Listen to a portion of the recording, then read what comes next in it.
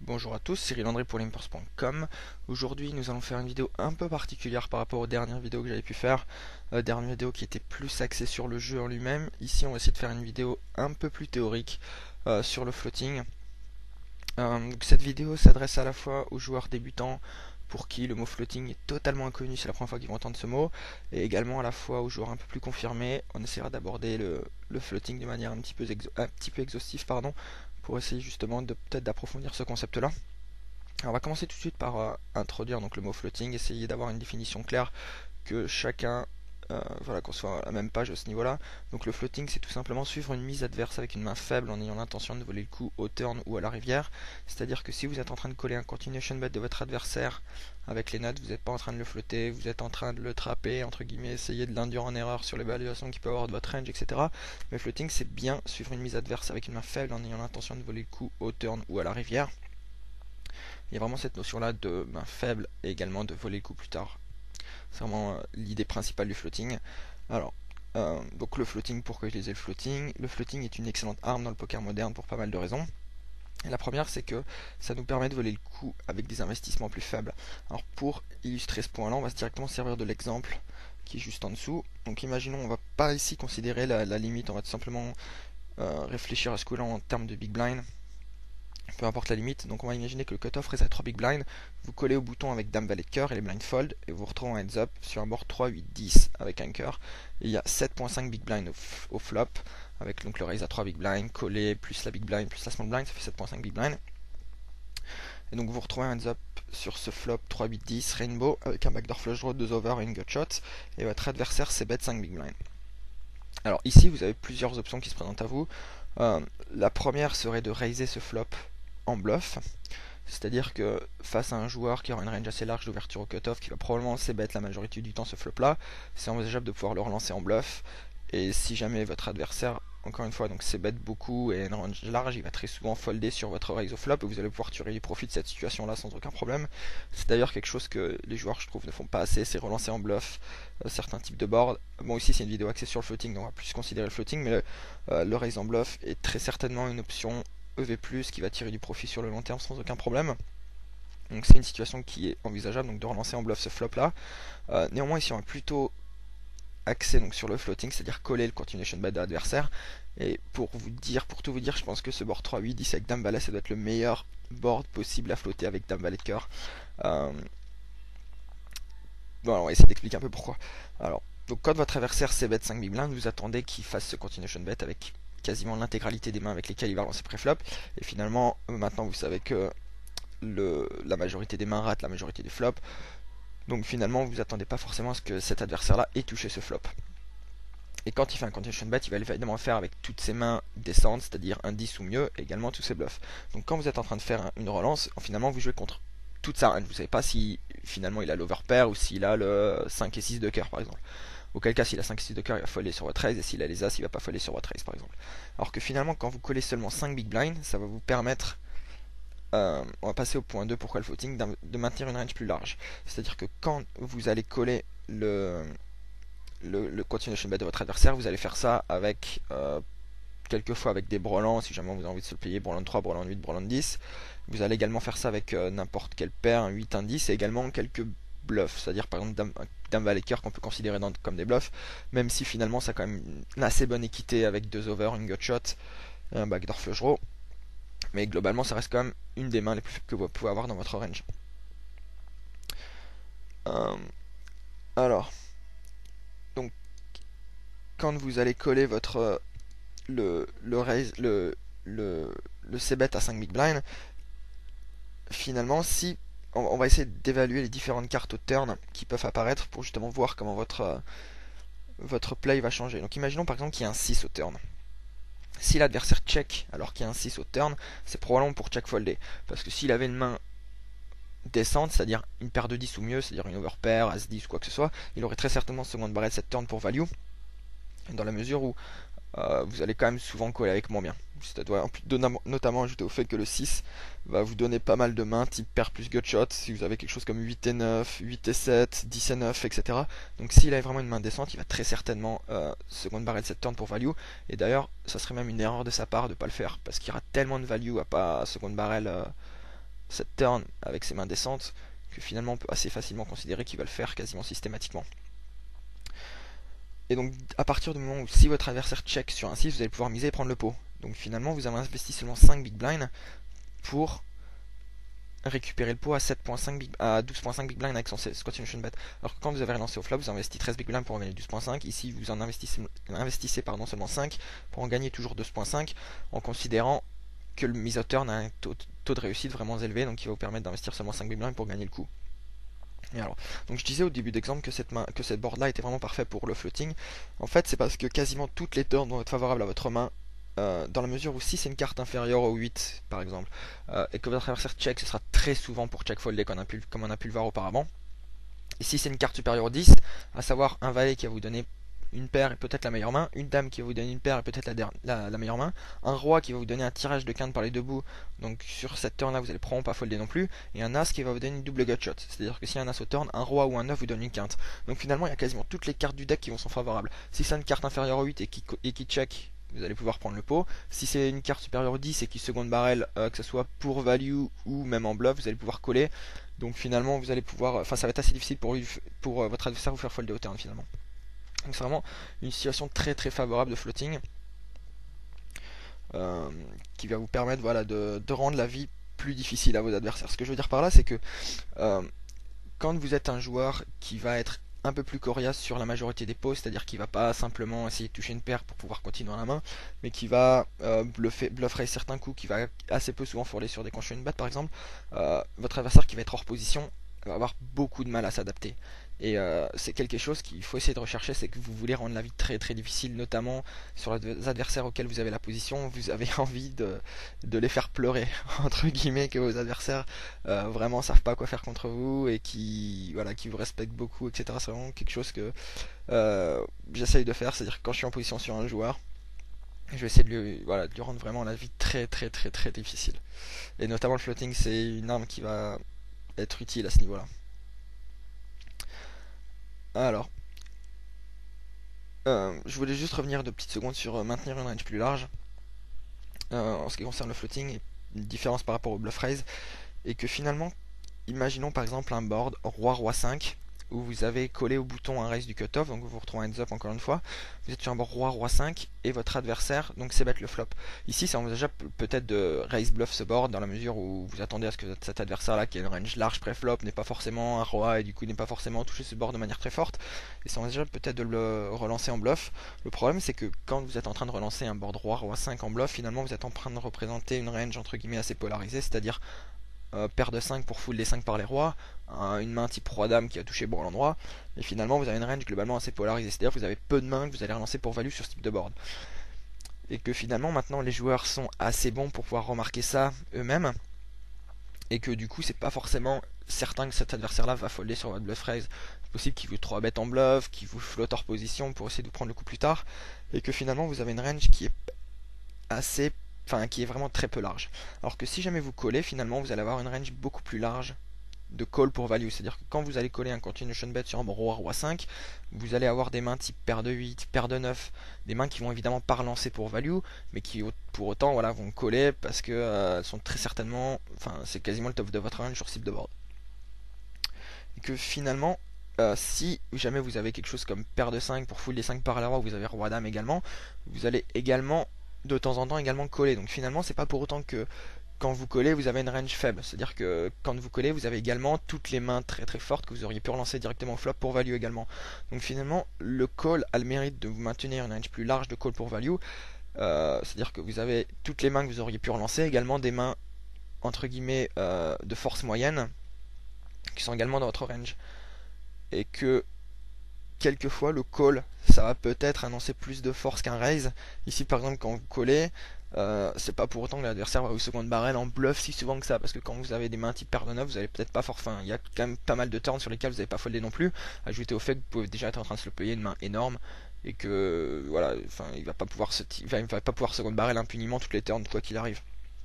Donc ça c'est quelque chose à bien garder en tête, c'est que finalement pour essayer de représenter une main forte, c'est pas forcément obligatoire de relancer directement dès le flop, vous pouvez simplement coller au flop, et c'est pas pour autant que vous n'allez pas pouvoir voler le coup plus tard en faisant des bluff raise au turn, voire à la rivière ou quoi que ce soit, mais que ça c'est vraiment quelque chose d'important à prendre en compte.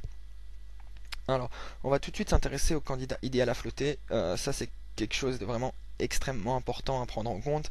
C'est-à-dire que quand vous êtes en train de flotter un adversaire, c'est pour une raison particulière, vous n'êtes pas en train de le faire juste parce que c'est cool, mais qu'il faut vraiment essayer de cibler l'adversaire et qui, entre guillemets, respecte les différents critères donc, qui ont été énoncés ici dans sur la vidéo, donc notamment un adversaire qui s'ébête beaucoup, c'est-à-dire que si vous êtes en train de flotter un adversaire qui check quand il a rien et qui s'ébête quand il a une main, le floating va être catastrophique dans la mesure où quand vous êtes en train de flotter, vous essayez de coller avec une main faible pour essayer de voler le coup plus tard, donc si l'adversaire a toujours quelque chose quand il s'ébête le flop, évidemment vous avez aucune envie de l'essayer de lui voler le coup plus tard parce qu'il va jamais, enfin il va évidemment jamais folder.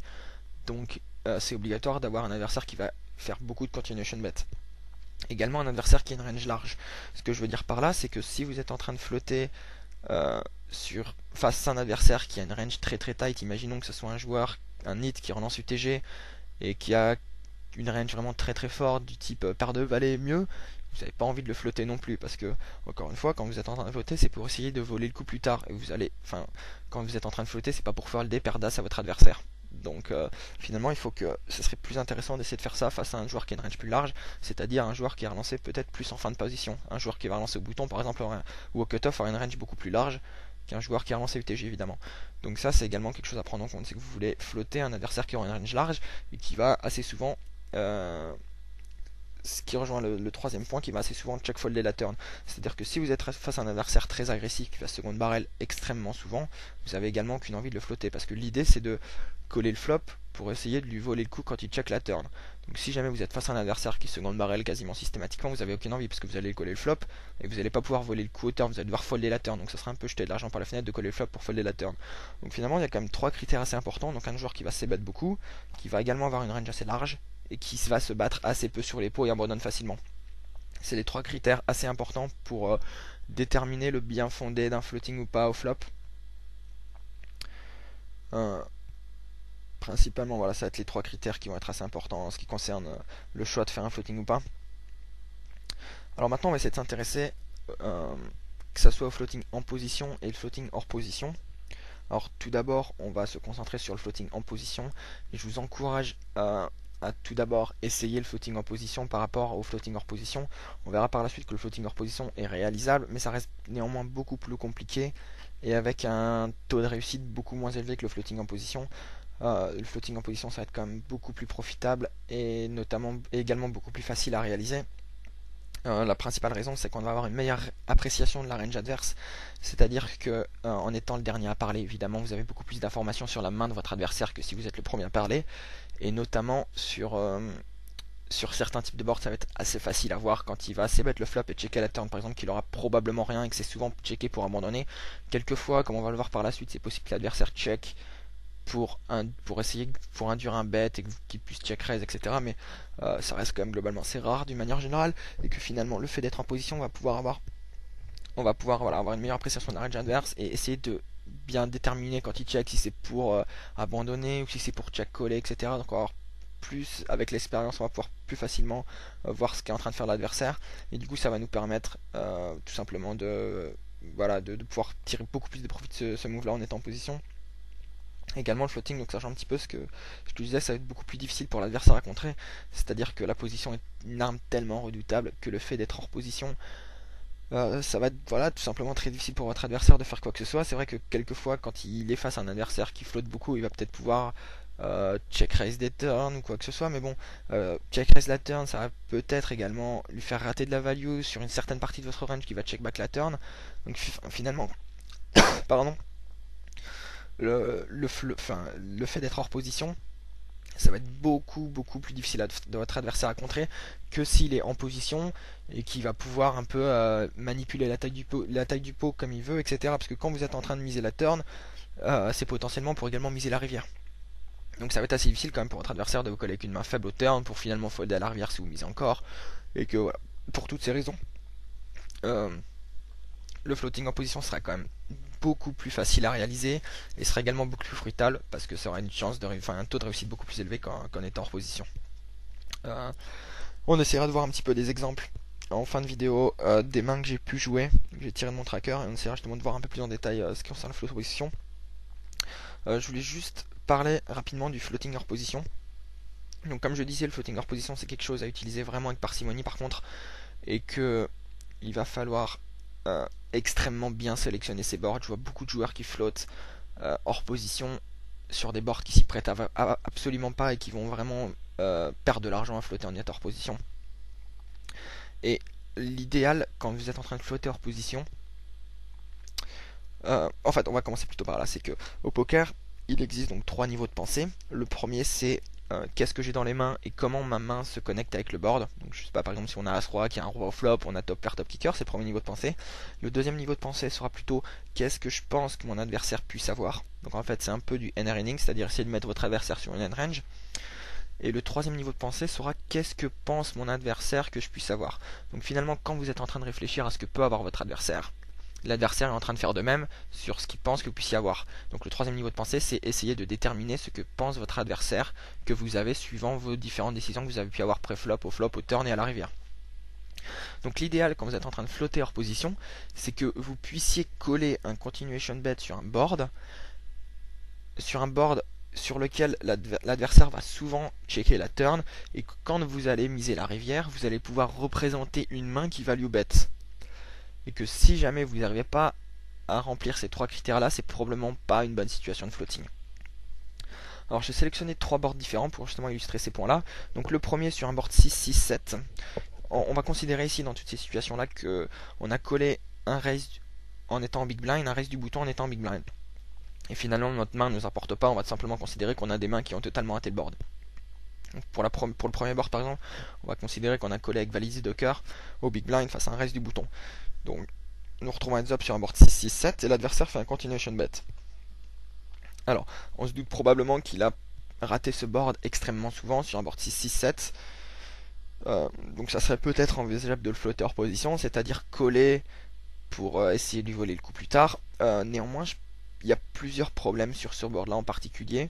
Alors le premier problème, et on va commencer par celui-ci, donc c'est quand vous allez coller le continuation bet de votre adversaire, et qu'imaginons que la turn c'est un roi, que vous checkez, que l'adversaire check derrière, que la rivière est une dame, et que les premiers critères ont été remplis, c'est-à-dire que l'adversaire n'a pas seconde barrel la turn, et que vous allez pouvoir miser la rivière. Le problème, en misant cette rivière-là, donc une dame en particulier, c'est que finalement vous allez représenter absolument rien. C'est-à-dire qu'il faut reprendre le film au début. Quand vous avez collé sur un board 6-6-7, votre range sera composé de pas mal de tirages, des mains type 8 et 9, des mains type flush draw, quelquefois des mains très fortes type 1 6 ou full des 7 par les 6, mais ça représentera assez peu de combinaisons de mains par rapport à l'ensemble de votre range qui sera composé principalement, encore une fois, de tirages flush, de tirages quinte ou des mains, des paires assez faibles, des mains type 7 et 8, à 7 par exemple, paire de 8. Et que finalement quand vous allez miser cette rivière, vous allez probablement pas miser une main type 7 et 8 sur cette rivière, que ce soit pour value ou en bluff, il n'y aura vraiment aucun intérêt à miser 7 et 8 pour même paire de 8, il n'y aura aucun intérêt à miser paire de 8 sur cette rivière. Donc finalement quand vous êtes en train de miser cette rivière, vu que vous n'allez pas miser toutes vos mains entre guillemets qui ont de la showdown value mais qui sont faibles, des mains type 7 et 8, paire de 8, vous allez probablement les checker et espérer voir un showdown pas cher. Donc quand vous allez miser cette rivière, ça sera soit avec un 6, soit avec full des 7 par les 6, soit un roi ou une dame que vous avez touché de manière entre guillemets un peu miraculeuse, mais que finalement la grosse partie de votre range que vous allez miser sur cette rivière, ça sera principalement des tirages ratés, c'est-à-dire des mains type 8 et 9, des flush draw ratés qui ont qu'une paire, etc. Et que finalement, un adversaire qui a des notions de reading, des notions de hand reading assez basiques, va pouvoir vous coller vraiment très light. Et ici, ça m'étonnerait pas qu'un adversaire vous colle par exemple avec SI, en considérant que voilà, la majorité du temps, vous aurez vraiment absolument rien quand vous allez check coller ce flop, que la turn va faire check check et vous allez miser à cette rivière. Votre range de bet river, ça quand même composé principalement de busted draw, des mains qui ont aucune value au showdown et contre lesquelles SI va évidemment gagner. Donc ça c'est vraiment quelque chose à vraiment prendre en compte, c'est que quand vous collez un continuation bet, c'est important de pouvoir représenter quelque chose à la rivière. Le deuxième point que je voulais aborder, c'est que sur un board 6-6-7, c'est pas forcément un board très favorable à également flotter hors position, dans la mesure où il faut également s'attendre à ce que la turn fasse check-check. Et le problème sur un board type 6-6-7, c'est qu'il y a pas mal de cartes qui va pouvoir second barrel au turn.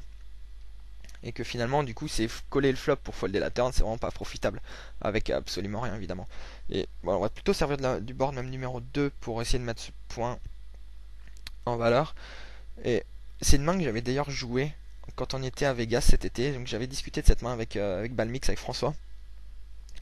Et donc cette main c'était passé comme cela. En fait, on avait une relance UTG d'un joueur qui était globalement assez tight, assez solide, et j'avais collé en big blind avec paire de 6. On était retrouvé un heads up sur 2-4-4 avec 2 cœurs, et j'ai checké l'adversaire avec un continuation bet. On a discuté de cette main avec François, on avait plutôt été d'accord sur le fait qu'il fallait directement folder au flop sur le continuation bet de l'adversaire. Alors, ça peut vous paraître assez bizarre de folder paire de 6 sur 2-4-4 en sachant que c'est quasiment le meilleur flop possible pour paire de 6. Néanmoins, le problème avec paire de 6 sur ce board de 4-4, c'est que tout d'abord, paire de 6 c'est quand même une main globalement assez faible. Et que voilà, vous avez une overpair, mais bon, ça reste une overpair très très marginale. Et que les problèmes, c'est que vous êtes en train de jouer face à un adversaire qui a une range globalement assez forte en ayant lancé UTG. Donc c'est-à-dire une range qui va comprendre toutes les paires qui sont supérieures à paire de 6 évidemment, ajouter à des mains type As, Roi, As, Dame, Roi, Dame, ou des suites de connecteurs type Valet 10, etc. Le problème, c'est que sur un board de 4-4, votre adversaire va souvent second barrel, que ce soit en bluff ou pour value, et que s'il y a une carte supérieure au 8 ou 9 par exemple, il va très certainement second barrel. Il va très certainement, si c'est un 9 au turn, il va très certainement second barrel, peut-être des mains type paire de 10 pour value, etc. Et il va également second barrel tous ces bluffs type As, Roi qui vont estimer que votre range est faible et qui vont pouvoir vous faire folder. Donc finalement vous êtes dans une situation pardon, où effectivement vous avez peut-être la meilleure main au flop, mais c'est pas en collant un continuation bet que vous allez pouvoir voir un showdown et voir si votre main est la meilleure. Et ça c'est vraiment quelque chose de très important. C'est que face à des joueurs agressifs, quand vous avez une main qui est très faible et que vous attendez à ce que l'adversaire second barrel très souvent, c'est très souvent une erreur de coller le flop pour folder la turn. Et que ça rejoint un petit peu donc le principe du floating hors position, notamment sur ce type de board là, c'est que finalement quand vous allez coller un continuation bet sur ce type de board là, votre range sera globalement assez forte et que même le top de votre range sera pas très très fort, parce que paire de 6 finalement c'est un petit peu le top de votre range sur ce type de board, et que finalement même en collant une paire de 6 c'est pas pour autant que vous allez voir un showdown et que vous allez pouvoir montrer votre paire de 6 à la rivière et voir si vous avez la meilleure main. Donc ça c'est vraiment quelque chose de très important à prendre en compte, c'est que quand vous êtes en train de flotter position, il faut le faire sur les types de board où l'adversaire va très rarement second barrel en bluff. Et donc pour ça on va avoir le board numéro 3 qui est plus un meilleur board pour flotter hors position. Donc ici on va considérer encore une fois par exemple que vous avez collé que vous êtes en big blind, que vous avez 8 et 7 de trèfle par exemple et que vous avez collé un raise du bouton. Donc vous vous retrouvez un heads up sur un board As 9-3 Rainbow. Vous checkez, l'adversaire fait un continuation bet et là c'est un board beaucoup plus décent à flotter en étant hors position avec 8 et 7 de trèfle par exemple, en ayant backdoor straight, backdoor flush draw, même si c'est vraiment le fait d'avoir une backdoor straight ou une backdoor flush en étant hors position c'est vraiment pas un critère très important, et que finalement ici vous allez coller pas pour l'équité que vous pouvez avoir dans votre main évidemment avec 8 et 7, mais simplement parce que c'est un board assez décent à pouvoir flotter en étant hors position. Parce que finalement quand vous allez coller ce continuation bet au flop, vous allez pouvoir représenter des mains assez fortes, des mains type par exemple As-X, et finalement quand vous allez coller sur des boards SI, vos adversaires vont assez rarement vous second barrel en bluff, tout simplement parce que quand un adversaire second barrel, c'est pour faire folder le bottom de la range adverse, et que quand on second barrel, c'est rarement pour faire folder top pair à l'adversaire, et que d'une manière générale c'est une mauvaise chose d'essayer de faire folder top pair à votre adversaire. Donc finalement quand vous allez coller sur un board SI, vous allez rarement vous faire second barrel, parce que l'adversaire s'attend pas à vous faire folder un as évidemment. Ajoutez au fait que si la turn vient faire check-check, donc l'adversaire entre guillemets abandonne de la main, vous allez pouvoir miser la rivière sans trop de difficulté et représenter assez bien une main qui value bet, une main type As-10 par exemple. Donc ça c'est vraiment quelque chose de très important à prendre en compte quand vous allez flotter en état hors position. Alors voilà, après ces petites explications, vous attendez probablement à vous dire waouh, c'est trop cool le floating, je vais complètement own mes adversaires et ils vont pouvoir gagner aucun coup contre moi. Et si vous allez un petit peu plus loin, vous allez vous dire waouh, mais qu'est-ce que je dois faire si les adversaires sont toujours en train de me flotter également. Et Donc il y a plusieurs choses à faire pour pouvoir contrer le floating. La première chose à faire, c'est tout simplement de faire moins de continuation bets. Donc ça, ça s'adresse principalement quand, imaginons que vous relancez UTG plus 1, vous êtes collé par le cutoff, vous vous retrouvez un heads up sur un board. Alors, face à un adversaire qui va extrêmement souvent flotter, on a plusieurs choses à faire. La première, c'est tout simplement de faire moins de continuation bets. Et ça peut paraître assez évident comme idée, mais finalement, si vous êtes face à un adversaire qui va flotter extrêmement souvent, le fait de faire un continuation bet et que l'adversaire ne folde pas et que vous allez check folder la turn, vous allez perdre de l'argent à faire un continuation bet. Donc c'est vraiment pas forcément si weak que ça de pas faire de continuation bet face à un adversaire qui va folder rarement au flop. Tout simplement parce que voilà, me faire un continuation bet, l'adversaire vous call, la turn, vous avez toujours rien, vous checkez, il mise, vous foldez. Mais peut-être c'était mieux de pas faire de caution bet tout au début, tout simplement. La seconde chose à faire qu'on peut utiliser pour contrer le floating, c'est tout simplement second barrel beaucoup plus souvent. C'est que face à un adversaire qui va coller avec une range très large au flop, on peut s'attendre à ce que cette range c'est pas énormément améliorée au turn et que finalement il va très souvent folder sur un second barrel. Donc face à des joueurs qui sont assez coriaces et qui vont folder rarement au flop, c'est vraiment assez souvent bon de second barrel beaucoup plus, étant donné qu'il va encore une fois call avec une range très large et que il se colle avec une range très large en ayant dans l'optique d'essayer de vous voler le coup plus tard si vous checkez. Donc quand vous allez second barrel, il va très souvent folder. Donc ça c'est une deuxième chose à faire pour contrer le floating. Et la troisième chose à faire, c'est de check raise turn, que ce soit pour value ou en bluff. C'est-à-dire que quand vous êtes fait un continuation bet sur un flop et que vous attendez à ce que l'adversaire vous call avec une range très large dans l'optique d'essayer de vous voler le coup plus tard au turn ou à la rivière, enfin notamment au turn, c'est pas mal de check raise turn, que ce soit pour value ou en bluff. C'est-à-dire que vous allez faire un continuation bet, l'adversaire va vous coller, vous allez checker la turn, c'est ce qui s'attendait pour miser, donc maintenant vous allez pouvoir check raise. En gros, vous allez pouvoir rendre le fait qu'il flotte beaucoup trop, ça va devenir beaucoup moins profitable pour lui de le faire. Parce qu'il va pas pouvoir miser impunément la turn dès que vous avez checké, parce que quelquefois vous allez check raise. Et que finalement, voilà, ça va être beaucoup plus difficile pour lui de pouvoir flotter de manière profitable. Voilà, donc on a fait une petite introduction au floating à ce niveau-là, et je vais utiliser maintenant des mains que j'ai jouées, des mains issues de mon tracker, pour mettre en valeur donc tous les concepts qu'on a pu voir durant cette introduction sur le floating. Alors, donc ce sont des mains que j'ai jouées en 5-10, des mains tirées de mon tracker. On a un petit souci avec le tracker, il s'affiche pas mon pseudo ni la taille de mon tapis, je n'ai aucune idée de la raison. On va considérer que j'ai tout le temps 100 big blind au minimum, c'est toujours, enfin genre le reload chaque fois que j'ai un stack à faire un 100 big blind. Donc je sais pas exactement si j'ai 200 big blind ou quoi que ce soit, mais bon c'est pas tellement important. On va simplement considérer que j'ai au minimum 100 big blind à chaque main.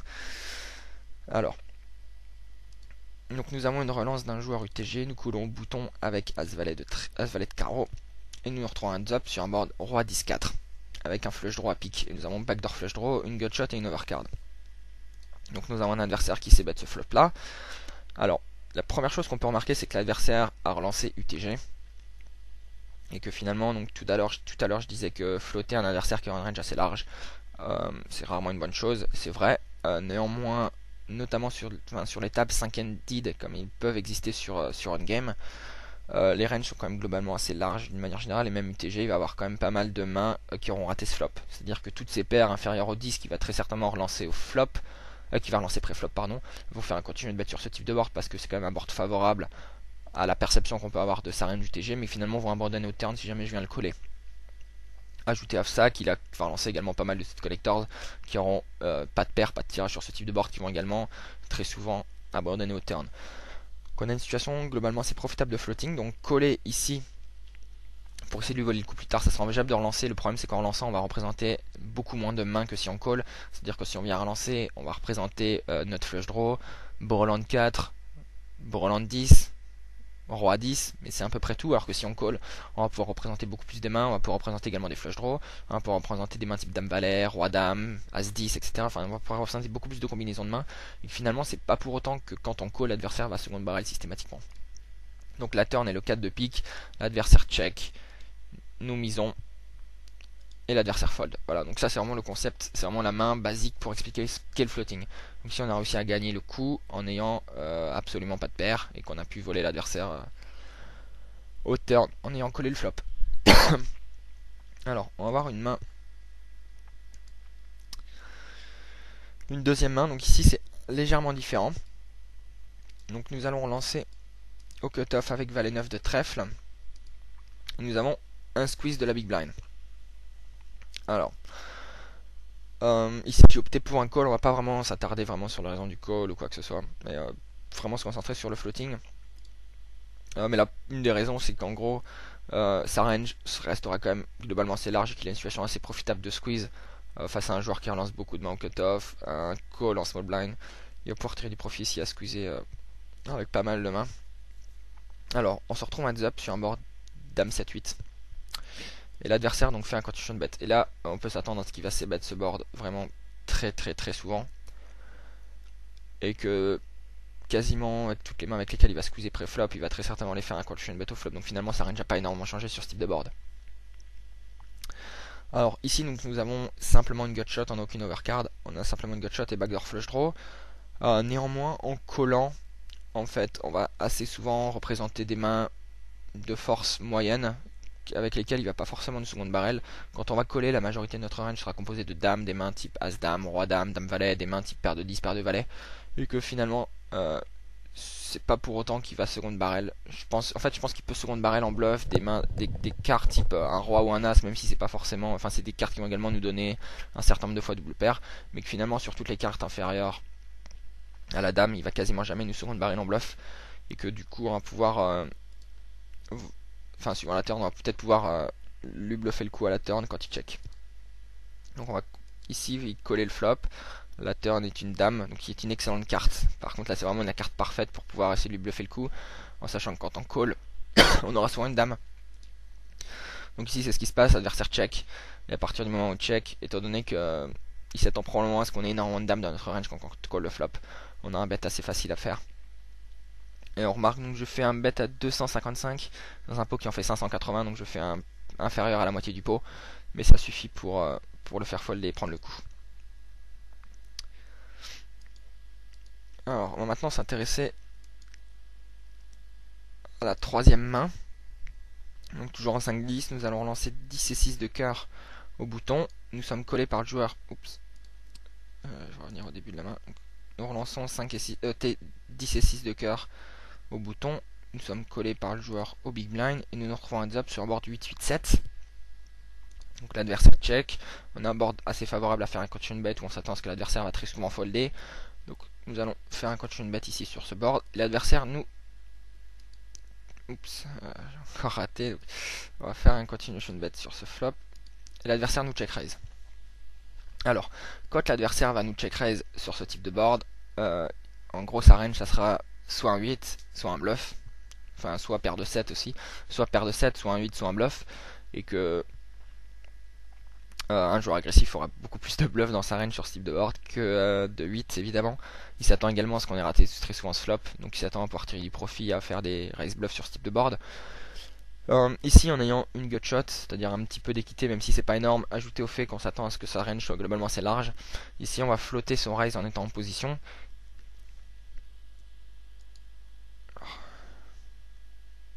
Donc on va simplement coller ici son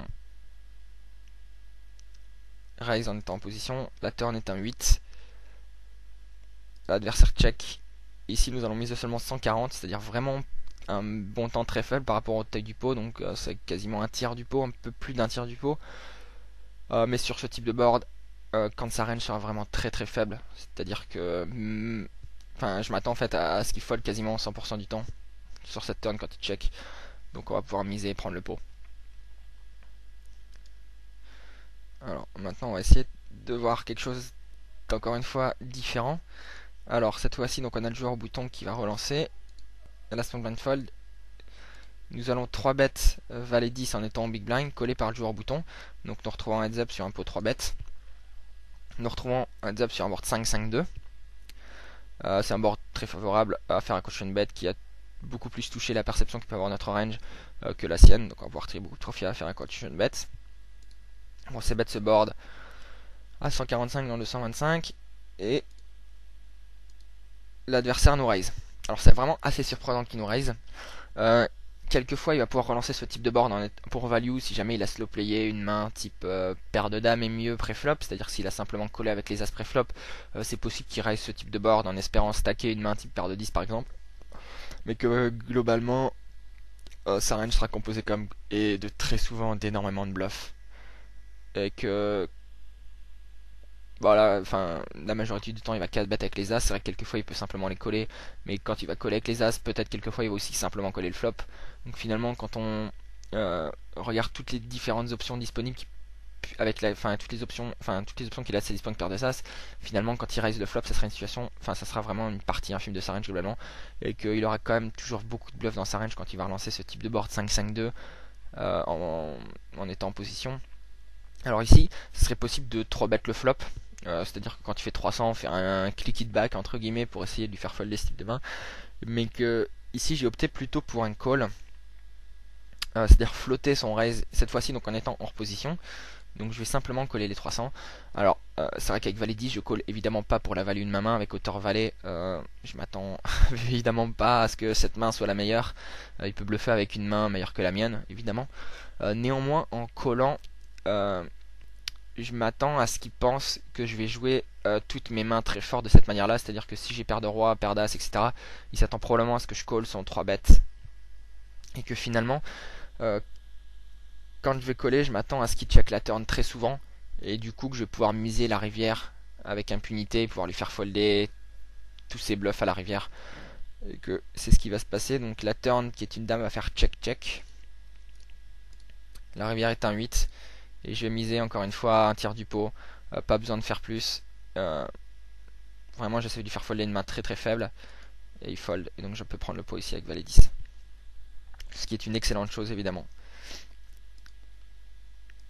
Alors, nous allons nous occuper maintenant de la dernière main, donc qui concerne plutôt comment compter le floating en étant hors position face à un joueur qui va très rarement folder sur les continuation bet au flop. Alors nous allons relancer As-3 de pique UTG, nous sommes collés par le joueur au bouton,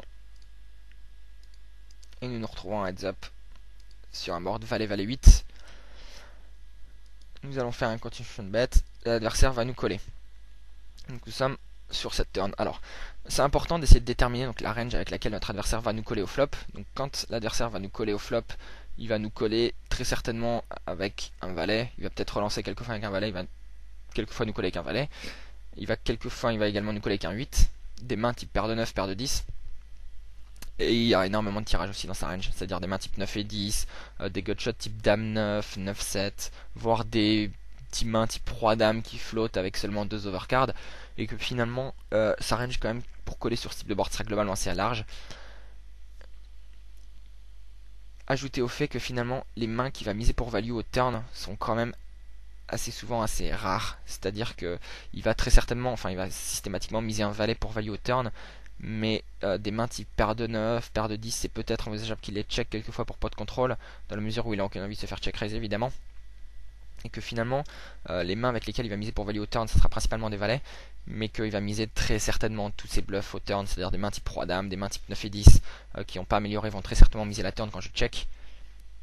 Donc ici je check, et quand l'adversaire mise, encore une fois je m'attends à ce que sa range de mise au turn soit globalement assez forte, et pour ces raisons, je vais check raise. L'idée c'est de lui faire folder tous ses bluffs, des mains type roi dame, 9 et 10, etc. Étant donné qu'il va coller au flop avec une range très large, et que, encore une fois, donc il va miser cette turn avec tous ses bluffs, et à partir du moment où je checker la turn, je pense qu'on a une bonne situation de check raise bluff ici, pour essayer de contrer le floating qu'il a pu faire au flop. Donc je check raise, et notre adversaire fold, ce qui est un excellent résultat. Voilà. Alors donc voilà, donc je vous ai présenté quelques petites mains qui ont illustré les différents concepts qu'on avait pu voir durant cette vidéo sur le floating. Je vais essayer de faire une vidéo pas trop longue, je sais que ça peut être assez barbant de ce qui concerne les cours entre guillemets un peu plus théoriques. Du coup je vais essayer de rester là pour ce qui concerne le floating. N'hésitez surtout pas à me laisser vos commentaires, dire ce que vous en avez pensé, si ce type de vidéo théorique vous intéresse, et qu'on puisse en faire un peu plus à l'avenir. Voilà, c'était Cyril pour limpers.com, bonne chance aux tables, bye bye.